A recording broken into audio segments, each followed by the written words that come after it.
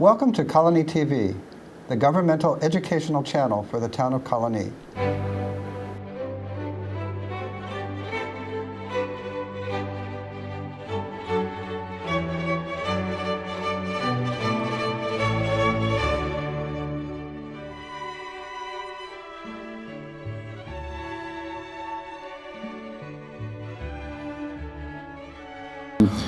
Our format's going to be a tiny bit different than the way it was announced because due to some technical issues.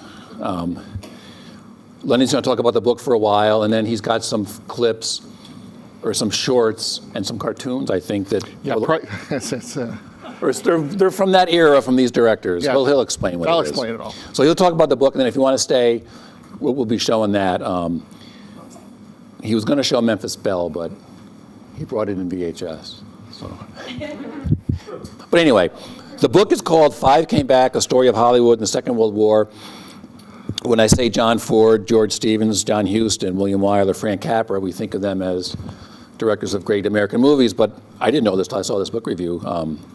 They made all these movies, documentaries and training films for the government during World War II, and the book's gotten really good reviews.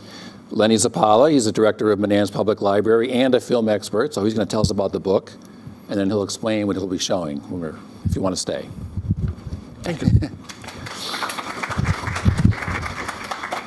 Is that for me or for him? I'm not sure. Okay, this is the book, Five Came Back. It's written by Mr. Mark Harris. And first of all, I just want to say up front, it's an excellent book, mainly because he decides to take this fairly massive topic, which was the American cinema during World War II, in which the government and the United States government and the Hollywood industry tried to work hand in hand to create a body of work.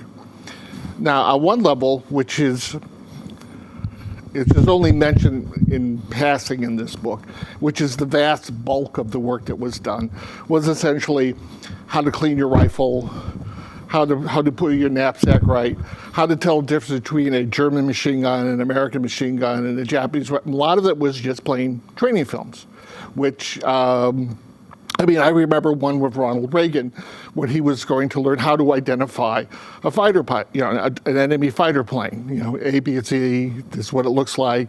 Now we go after it. The vast majority of that was that sort of basic thing. In fact, before John Ford really became involved, in 1940, he mentions that Daryl Zanuck asked him to do a movie for the Signal Corps, which was called Sex Hygiene, which was basically how to not get syphilis. And he basically showed graphic examples of what happens if you do get syphilis. So when you think of John Ford and you think of The Grapes of Wrath or How Green Was My Valley, just remember he also made a movie about how not to get syphilis. But anyways, what Harris does is he frames it.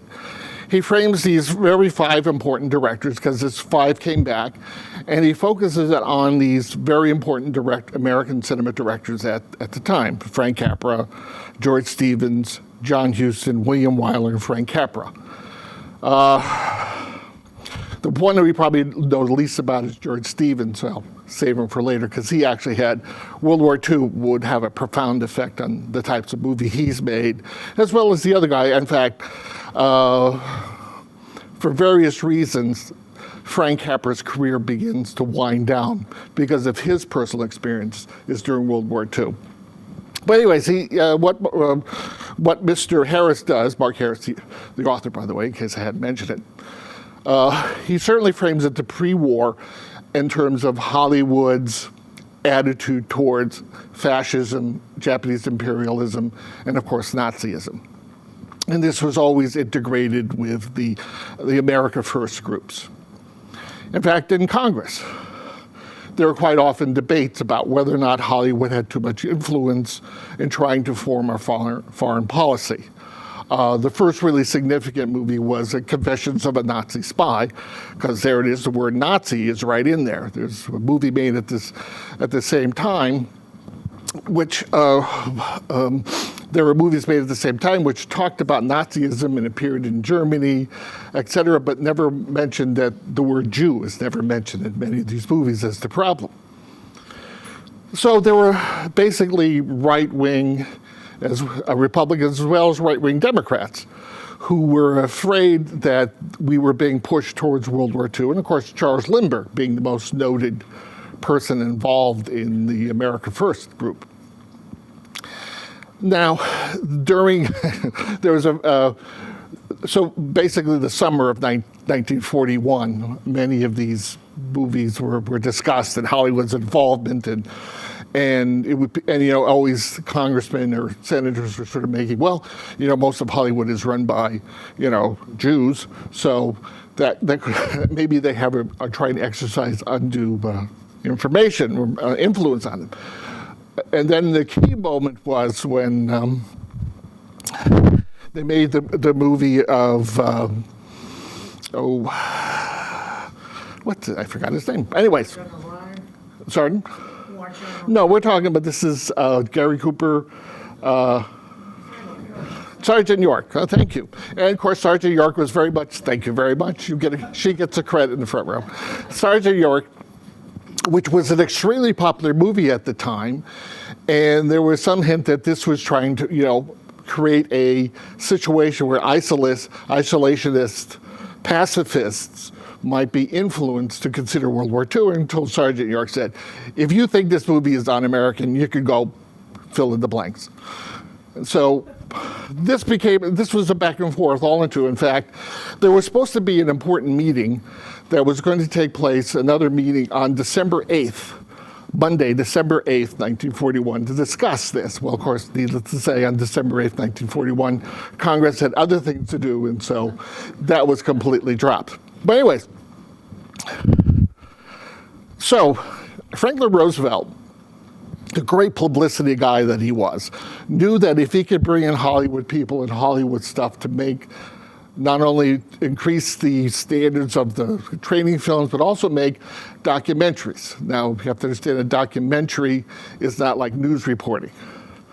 A documentary is taking real incidences, real things, but presenting an argument, like an essay, where you say, based on A, B, and C, you should believe this. Based on these set of facts, I make an argument that Nazis are bad. Easy argument to make, but you have to do it in an artful way.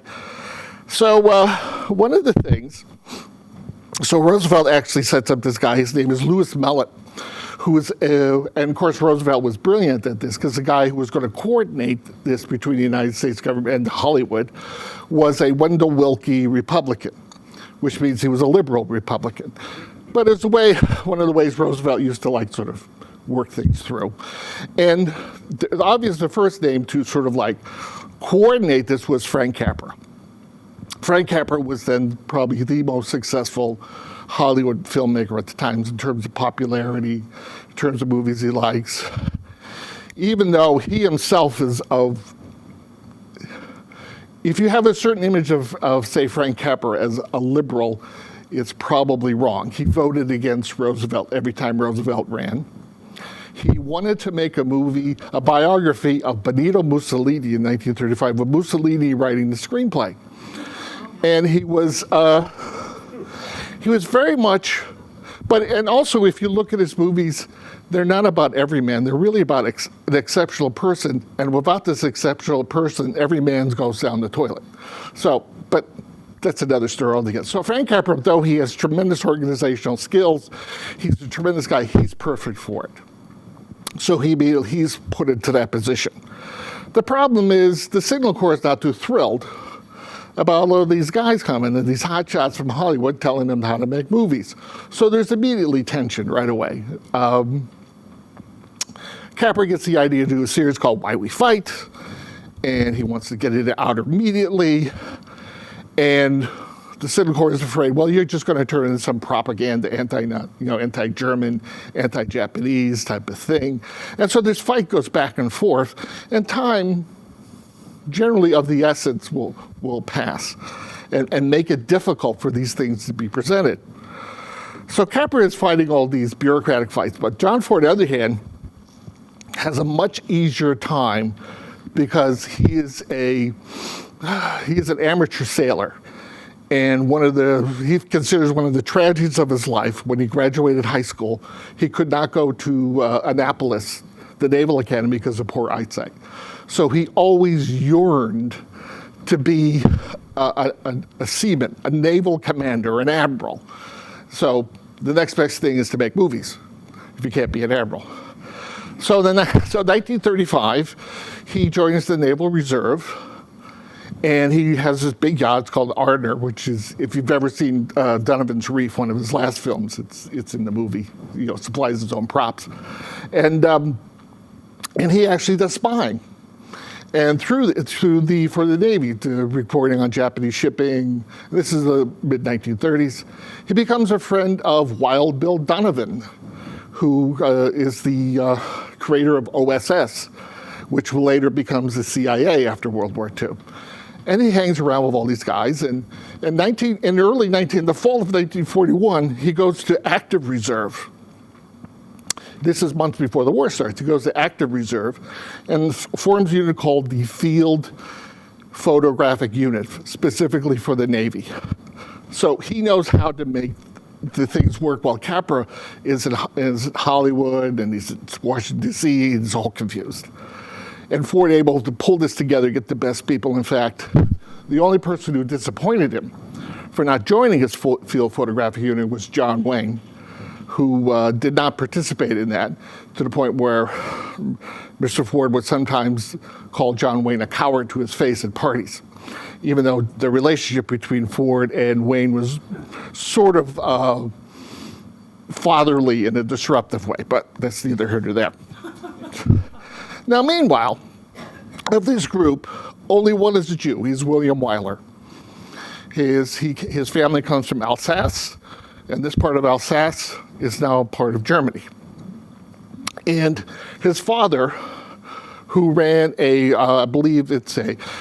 a small shop in the Alsatian town of Mulhouse, came to America, and he left it with someone to watch the place. He came to America. In fact, during the rise of Nazism, he spent a significant amount of his own personal money getting family members and friends of family members into the United States, trying to use his influence, his money, to get his family here.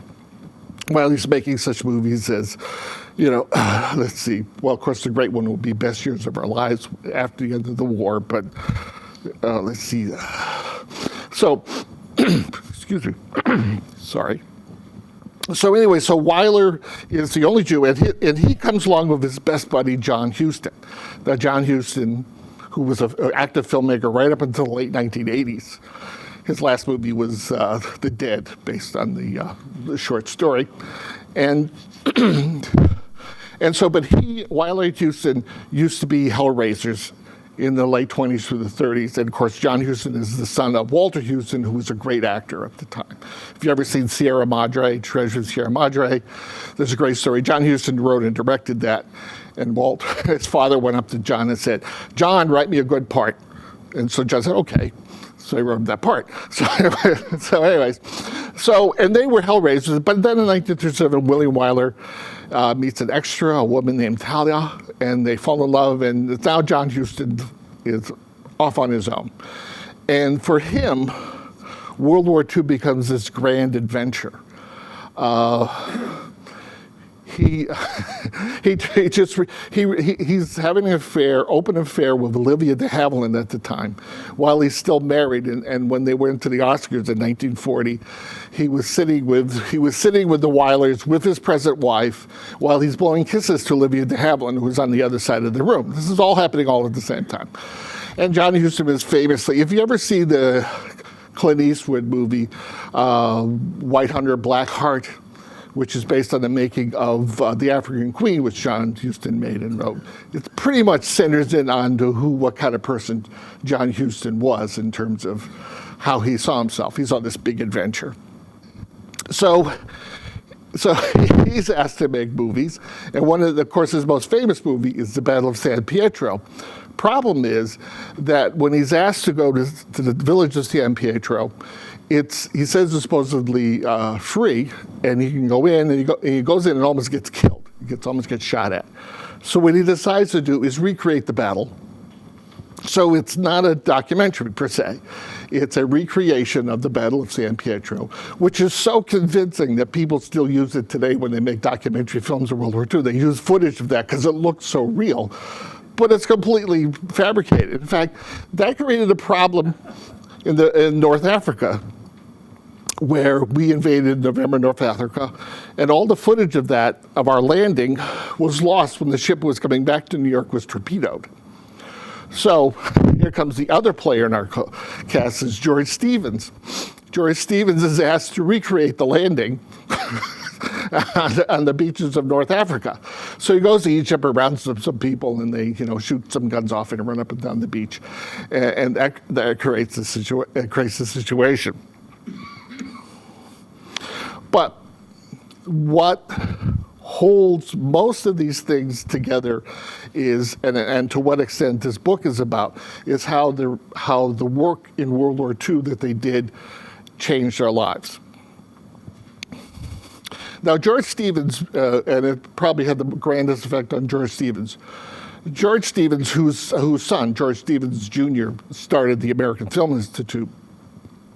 George Stevens, before World War II, first of all, he was a gag writer for Laurel and Hardy, and then he made some very nice, wonderfully entertaining movies. The first Katharine Hepburn and Spencer Tracy movie, Woman of the Year, he wrote and directed. The More the Merrier, just before he went off to recreate the invasion of North Africa, was made by him. Penny Serenade. These were very delightful motion pictures. In fact, how many of you ever seen the Sullivan's Travel, the Preston Sturges movie? Well, the element of that is that here's a guy who's brilliant at making light entertainment movies, but doesn't think they're worthwhile. And that's George Stevens. He doesn't think these movies are really worthwhile. Even though does comedy, light action stuff, when he has a scene that's not working out, and we're talking about a funny scene, he'd pace back and forth, growling. He's so intense about trying to get it right. So what happens to Stevens is that he is basically involved in the invasion of Europe. He and John Ford. John Ford's going to do the Navy stuff. And George Stevens, once they land, will be handled the Army photographing of the landing. In fact, Ford has this plan in which literally every landing ship that goes to Omaha and Utah Beach will have a camera on it that's preloaded, and at a certain moment when the thing comes down and the troops run out, the camera goes off. He has cameras on people's heads, he has cameras everywhere, et cetera, et cetera. The main problem with that is that at the end of the day, almost all that footage is lost. It just doesn't work anywhere near as well. He had close to 700 cameras, Ford and Stevens. But he did get a lot of footage he and Stevens themselves personally shot, which most of the stuff you see about the invasion of D-Day is shot either personally by John Ford or personally shot by George Stevens, as well as their dozen or so other camera people. Now, so George Stevens I'll tell you anyway. So John Ford, who was unfortunately one of the great artists, American artists of the mid-20th century, was also a chronic alcoholic. And while working under this high, he talks about where he's being shot at, because Ford was really impressed with the average American sailor, soldier, and Marine's calmness when they were being shot at. He tells this story when on Omaha Beach, he's hiding behind one of those obstacles, and he's photographing, and there's this African-American soldier just doing his job, picking stuff up and putting it over, and the bullets are zipping over his head. And Ford wanted to get up and take a better shot, but he said he was too afraid to do so, and admitted this guy was a better man than he was. So Ford had this unfortunately Ford, because the way he would release himself was to go on a bender. And he went on a 3-day bender, assaulted an officer, and as Harris points out in his book, he quietly disappears from making documentary films for the Navy anymore. But that was okay with him because the Navy wanted him to make a feature-length film called They Were Expendable, based on the Captain Buckley, who rescued Douglas MacArthur from the Philippines. And if any of you have seen They Were Expendable, it's a brilliant motion picture.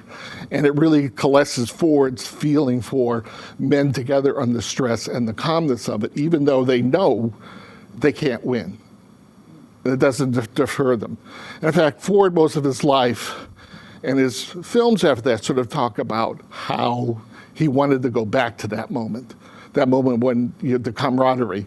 And then Ford takes it to a larger thing, what has to do with his theories of society and culture, the whole split between libertarianism, the extreme libertarianism, which is criminality, when you take libertarian, and to the whole business of how society tries to control the sense of complete liberty. I mean, most of his films after 1950 deal with that. Even something like The Quiet Man talks. If you think about it, it's really about that.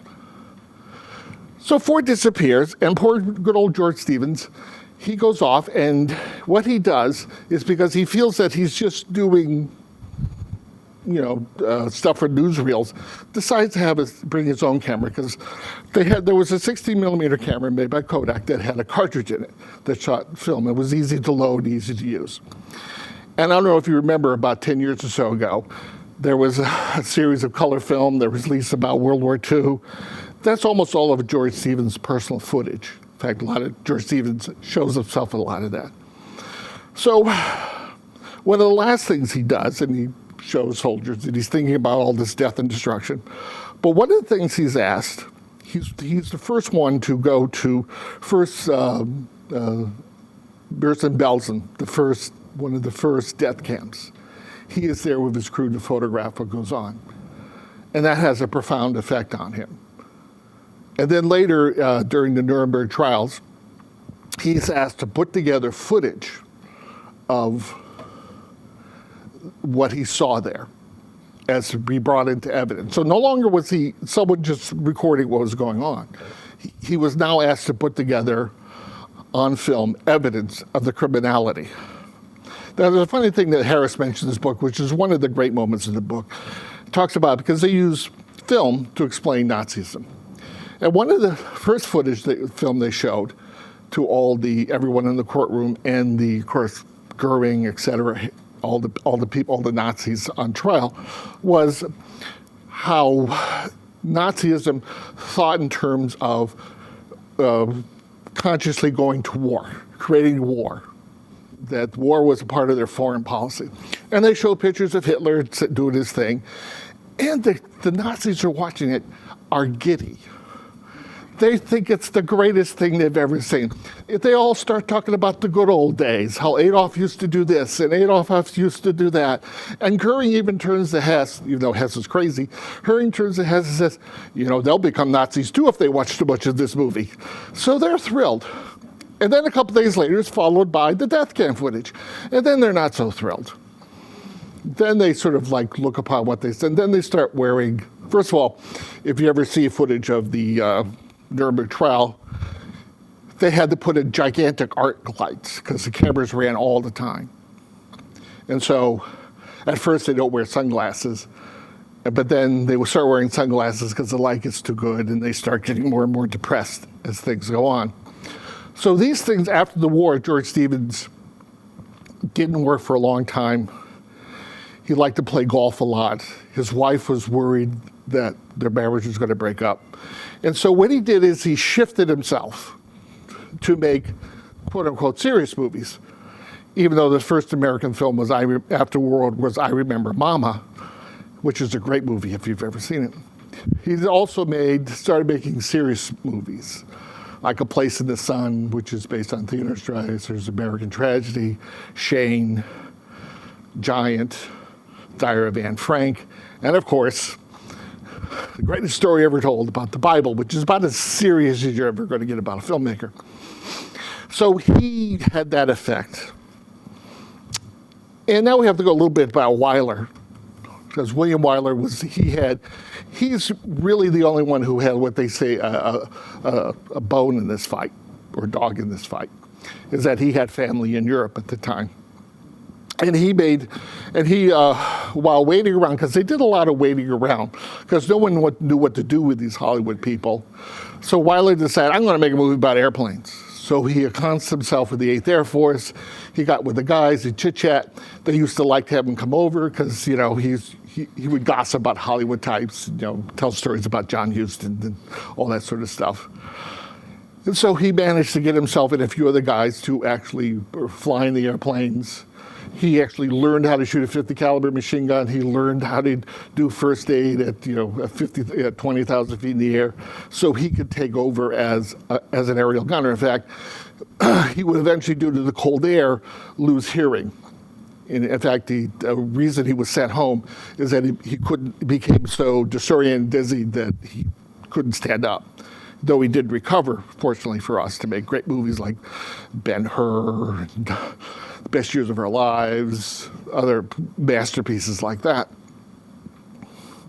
So he's in Europe, and he's between movies because he's getting better. He finished Memphis Belle. He's working on a movie called Thunderbolts, which is about P-47 attack fighters. In fact, the government tried to cut it off because he was still working on it when the war ended, and they didn't understand why he wanted to make a movie. So he manages, his family is living in this little town, and he wants to go visit him. And they said, well, no one's crazy enough to drive him there because he still can't drive because of the in-ear problems. So they find Ernest Hemingway's brother, Leicester, I think his first name is. Well, he's crazy enough to drive him to this town of Mulhouse. So he goes to the village of Mulhouse, goes to the place where his father's shop was, and the proprietor there is, of course, thrilled to see little Willie, because he was called Willie, and has money for him to give back to his father his percentage of the earnings of his shops at that time.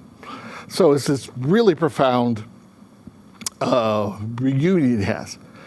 He tries to find his friends. He can't find it, so he goes to the village hall, speaks to the mayor, and the mayor says, if you can't find them, you really don't want to know where they are. And then that sort of depresses him. And then he meets his friend who ran the store again, and he asks a little bit, what did Wyler do in the war? He says, well, I work with the 8th Air Force, and the person who ran the store turns white. And he says, the 8th Air Force did this to my village. It completely destroyed his village. So he's talking about profound ambivalence about what you do and what you've created. So he had an effect on those. Of course, the final one is poor Frank Capra. And one of the reasons, because his movie immediately after World War II is It's a Wonderful Life. It bombs terribly at the box office. It's a disaster. And it has to compete with William Wyler's The Best Years of Our Lives. I mean, you can see it in the different titles. It's a Wonderful Life, according to who? And then The Best Years of Our Lives, the sense that I spent X number of years in the military, the best years of my lives, because most of them were in their late teens, early 20s. Was this all really worth it, what we did? And so Frank Capra sort of always wants to go back to Mr. Smith goes to Washington, meet John Doe, this pre-World War II world. And he tries to create this fairy tale fantasy with angels without wings and going, if what would life be? Well, the American public was not interested in 1946, a fantasy about how good it used to be during the Depression. They weren't interested at all. Now, years later, because it's on television, and most of us as children saw it, it's a wonderful little story about Christmas story. Oh, ding, ding, every time the page rings, the bell rings, blah, blah, blah. So it's a cute little story. But at the time, they wanted William Wyler, who used a lot of his own personal stuff making the film. It's interesting, the first Samuel Goldwyn produced the movie. The first director who thought of was John Ford because it has to do with family relations. And Ford, before they made two of the greatest films about family relations, Grapes of Wrath and How Green Is My Valley, how families get along and how they disintegrate and how they pull back together again. But Wyler demanded to do this because he felt that he understood where America needs to go in terms of honesty and purity, in terms of what we need to do. So, I suggest you read the book, in case you hadn't guessed by now. Mr. Harris is extra writer. He actually, there's certain sequences here that are brilliant. The sequences where George Stevens actually, first time he goes to death camp, is great. And also, because we're not going to show Memphis Belle, but we are going to show two things. One of the things that you don't have to stay. You're certainly welcome if you have appointments or something. One of the things Frank Capra wanted to do was have a series of more lighthearted ways and sort of like indoctrinating young men. So he got together with this guy named, well, first of all, it was going to be animated. So they asked the animation, Bailey Warner's a guy called Mark Harmon, who made Harmonizing for Paramount, I think. And then Disney, of course. Well, Disney would do it, but they would have to get the rights in terms of characters. If they made little puppets, a private snafu, they wanted to get the guys. So Warner Brothers and those brilliant people at what was called Termite Terrace, Bob Clampett, Chuck Jones, Fritz Freeling, they made all these wonderfully brilliant cartoons written by Theodore Geisler, AKA Dr. Seuss. And the interesting thing about these Dr. Seuss is that he didn't do any of the animation, but what he did do was write, so a lot of them are in verse. But the thing is, they're a spicier Dr. Seuss than you're used to. By 2014 standards, it's pretty tame. By 1941 through 45 standards, they're pretty raunchy. But because they were aimed at, as Frank Capra was putting together, 18, 19-year-old really horny kids. So that's what it was aimed at. So if you don't mind, I would, if you have, let's ask if you have any questions before we go on to this next party. Yes? Where exactly is San Pedro? Oh, San Pietro. It's in Italy. I'm sorry. In Italy? Yes. It has to put it in a bigger context, the Italian campaign was, even to this day, is very controversial as to whether or not we should even bother to invade Italy at all. And if we did, when we did invade Italy, there's some debate as to the people in charge, AKA General Mark Clark, could, basically get out of his own way. And there was always this claim that it was a mistake to do that. But for political reasons, America and Britain had to be shown to be fighting the Germans somewhere before 1944, so the Russians wouldn't get upset. So Italy became, well, it's a lot of people debated back and forth the worthwhileness of the Italian campaign. Any other questions? Yes, sir. Yeah, let me ask, why don't you describe to the audience Frank Capra's greatest war picture? Okay. Oh, okay, sure, okay. Oh, now that was the one, the Spanish loyalists throwing the hand grenade? No, that was Frank Capra name. You're thinking of Spanish Dust. It was narrated by Ernest Hemingway, but it was made by a Dutch gentleman named George Ivors, spelled Jorge, which actually should go on to talk about one of the problems that they ran into. It was timing. Is that Capra wanted to make why these fight things. And he was the Signal Corps was fighting him because he thought they were too propaganda-ish. Finally got George Marshall to agree that the first one of the Why We Fight should be shown. Unfortunately, it wasn't shown until December of 1943. The war's been going on for 2 years. If you haven't figured out why you fight by now, no movie's going to tell you.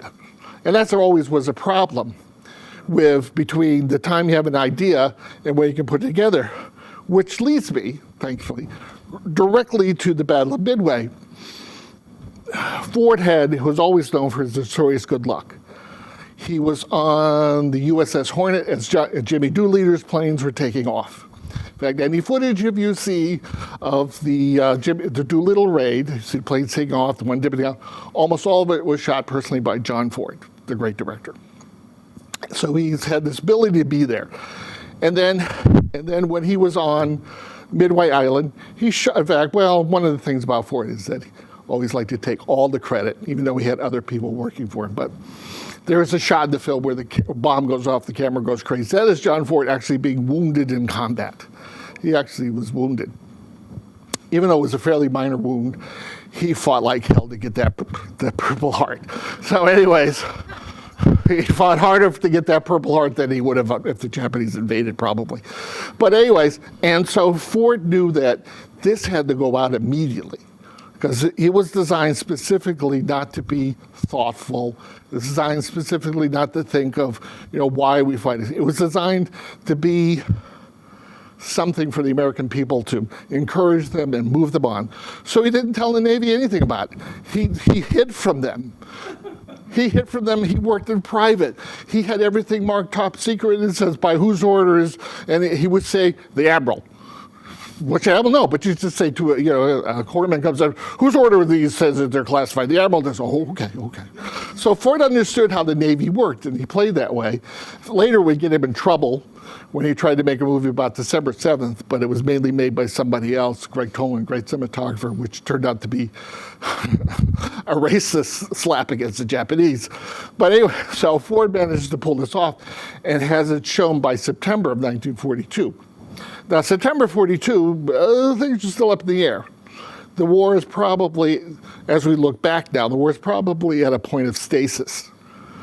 We haven't landed in North Africa yet. We've just invaded Guadalcanal. So the war, we've stopped German aggression, we've stopped Japanese aggression, but no one knows where it's going. So he decides to make, this movie needs to be uplifting and to get the people out. So we'll start first, and then we'll show some cartoons.